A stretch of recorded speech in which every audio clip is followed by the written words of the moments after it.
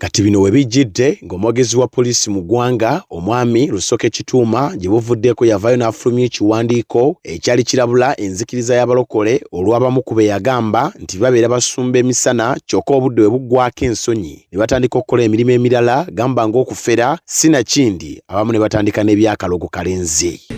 Victims of fake pastors and traditional healers. Kati kino kyekiwaliriza Dream TV okusitula ttiimu yaayo okutandika okunoonya ku bakulembeze b'enzikiriza y'abalokole mu ggwanga okulaba bwe gubadde n'okwogera ku ekyo ekyayogerwa omwogezi wa poliisi mu ggwanga.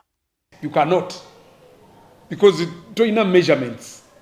Ffe bakugu, ffe tubisomye, ffe tubibaddemu, ffe abamu ku ffe twali basamize. We know what it means. Kati ttiimu yaffe ku gwesookeddeko ye mulabirizi w'ekibuga Kampala mu kibiina ky'abasumba ekibagatta mu ggwanga lyonna ekya Born Again Faith Bafu Bishop Herbert Buyondo. Wabula ng'ono asabye poliisi bwe banga byeyogera ebikakasa okuvaayo mu lwatu ekwate abo beeyogerako nti bafere. Naye twetaaga muveeyo, make clarifications and bring people that are in that line. Otutegeeze nti gundi ne gundi ne gundi ne gundi ne gundi. Wabula ng'Abaganda bwe baagera nti kiso kya mbuzi kirekerera omussi ne kitunuulira omubaazi, omulabirizi anokoddeyo ekyama ng'ategeeza nga lino bwe liyinza okubeera ekkobaane eryagala enzikiriza nga beerimbise mu bantu ssekino. The title pastor. Nti buli pastor buli obwaga nti oyo pastor amanya nti abo be bafere. Ono pastor abo be basamize. Oyo pastor abo be basamize. Singa yagambye nti mu madini awo twaliwulidde. Zonna eddiini walizabe nga zimuviira. Naye balikuwa pastor, erinnya title pastor. Kati sebo omwogezi wa poliisi ne entire poliisi twagala muveeyo.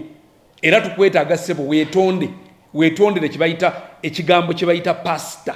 Title y'obwa pastor. Oluvuddewo omusumba Buyondo tunoonyezaako n'omusumba Michael Kyazze. Wabula ng'ono asabye poliisi okufaayo ennyo ku mirimu gy'erina okukola.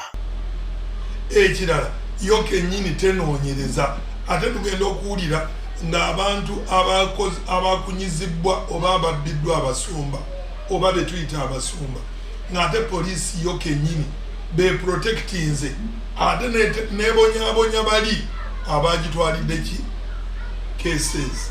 Wabula era ono awadde n'amagezi abakulu nga tebanabakola kintu kirala kyonna okusooka okubeebuuzaako bo ng'abakulembeze. Abafere bangi abafere tubalaba abamu bambala n'ebyamagye ne mulabira ddala nga mufere nga bwe walabye Kawempe oli yavuddeyo nga mufere n'ayambala uniform n'akuba abantu poliisi nemwegaana amagye ne gamwegaana. Naffe tulina abasumba ng'ayambalira ddala essuuti n'akwata bayibuli ne mulumuyita omusumba nga naye mufere ng'abasomesa bwe balina abafere nga bannabyabufuzi bwe balina abafere. N'olwekyo poliisi ng'eyambalagana ekwatagana n'omulimu guno ogw'okunoonyereza esooke ngeverifying kwe tunoonyerezaako omusumba yeegatta mu busumba n'abasumba ba kibiina ki. Pastor Yazid Muwanguzi ono naye talutumidde mwana era n'abaako amagezi agamu gaawa abagoberezi abawulira ebigambo nga bino. Omuntu bw'ajja okusabira asooke akuwe ssente. Yesu yasabako ani ssente? Yesu ani gwe yasawa ekyapa?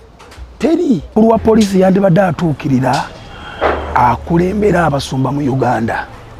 Mu Uganda akulembera enzikiriza y'abalokole ye presiding apostle Dr. Joseph Serwadda n'amwebuuzaako bulijjo awabeera ssente namu wabeerawo n'ebicupuli. Poliisi ne poliisi yonna ngiteeka ku nninga ereeta amannya ago mangu ddala. Otherwise abantu bagenda kudduka ekkanisa nga balowooza nti buli kkanisa y'abalokole enfere.